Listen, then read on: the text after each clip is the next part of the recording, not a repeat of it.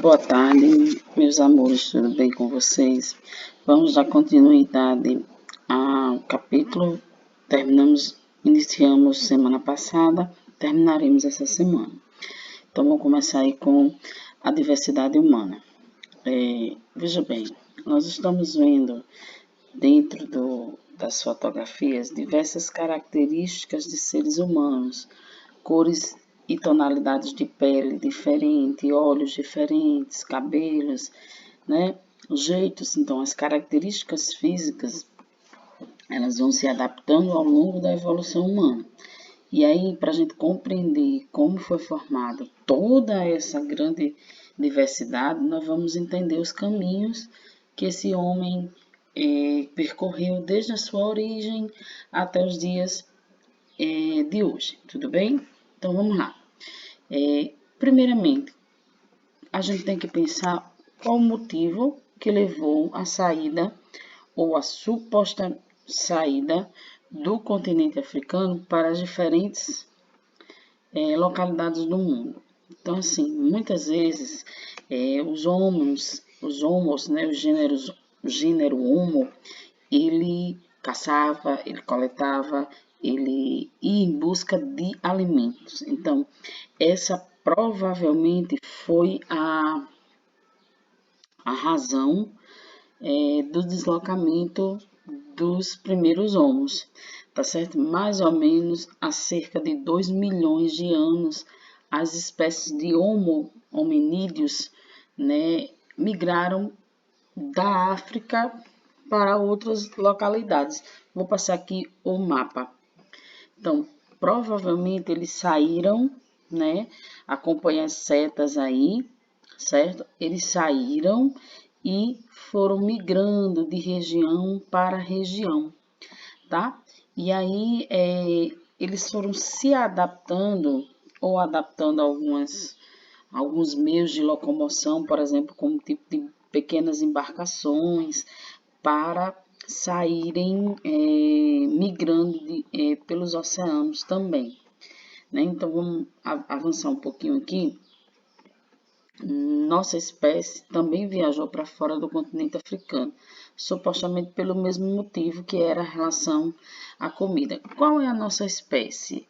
De Homo sapiens, né? Aquele que pensa ou aquele que sabe pensar. Diferentemente das demais hominídeos, os seres humanos ocuparam ou visitaram quase todos os territórios do planeta, exceto os polos, que eram lugares mais frios e não ofereciam uma qualidade de vida, né, uma oferta alimentar bacana. Para se adaptar às diferentes condições ambientais, os grupos humanos desenvolveram características próprias, né? Como cor de pele, tipo de cabelo e formato dos olhos. Então, é o que o retrato aqui nos mostra. Além das características físicas próprias, nós temos que pensar também que esses hominídeos ou o grupo dos seres humanos no qual fazemos parte, que é o Homo sapiens sapiens, eles tinham relações de grupos com grupos diferentes. Então, essas relações também fizeram com que houveram cruzamento de espécies diferentes, de tipos diferentes, né? E aí deu essa pluralidade, ou seja, diversidade, variedades de seres humanos. Olhos mais puxados, olhos mais arregalados, cabelos mais lisos, cabelos mais crespos, uns brancos, outros não, cor da pele branca, cor dos olhos azuis, cor da pele morena, cor dos olhos escuros e por aí vai. Então, esse tipo de característica, lembre-se, foram desenvolvidas ao longo da história, né? E principalmente das condições diferentes do ambiente. Por exemplo, vocês podem prestar atenção que os norte-americanos, né, os estadunidenses, eles geralmente têm os olhos azuis ou verdes. Poucos, raramente nós encontramos um americano de olhos castanhos. Por quê? como lá faz muito frio e a claridade é muito grande, geralmente esses olhos claros são para aguentar a claridade do ambiente, né? Então, essa é uma característica física que está diretamente envolvida com a condição do ambiente, certo?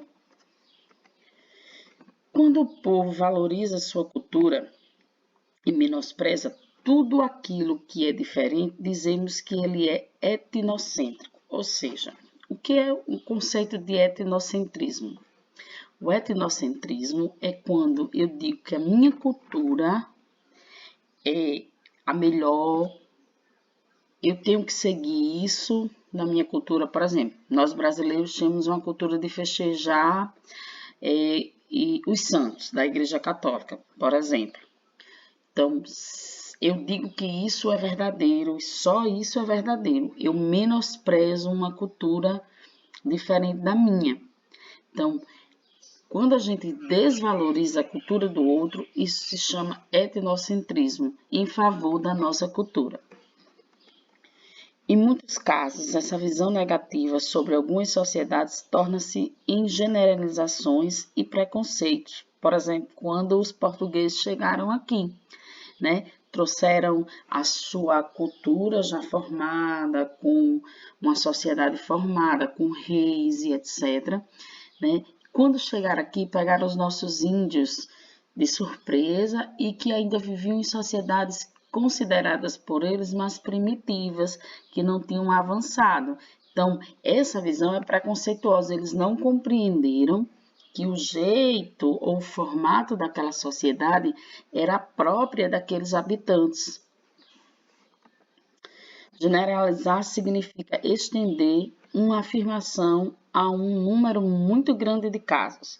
O preconceito costuma surgir quando não se tem uma informação apropriada e aprofundada sobre um certo assunto. Por exemplo, a religião indígena é uma religião considerada para nós cristãos pagã. Por quê? Porque ele não conhece Cristo. Os deuses deles estão relacionados com seres da natureza. Então, para nós, essa visão religiosa indígena é errada. Mas o que é errado? Então, na verdade, a gente cria um preconceito do que é certo e do que é errado, e aí saímos distribuindo aquilo que nós não conhecemos como errado, certo? Então, o preconceito costuma surgir quando a gente não conhece. E aí a gente já rotula, diz, aquilo ali não é bom, ou aquilo ali não é certo. Então, isso é preconceito, porém, que a gente tem que prestar atenção como seres pensantes é observar os costumes e entender o modo de vida particular de cada sociedade. Devemos lidar de forma cuidadosa e respeitosa com aquilo que é considerado diferente para a gente. Não há uma comunidade humana melhor ou pior do que a outra. O que existe são povos distintos. Foi o que eu acabei de falar para vocês, meus amores. É que quando a gente observa um fato ou uma organização social, a gente precisa compreender que cada um tem uma crença, cada um tem um jeito, cada um tem um modo particular de viver e de organizar suas sociedades, ok? Ficamos por aqui. Lançarei as atividades em breve lá no portal. Um beijo, um abraço.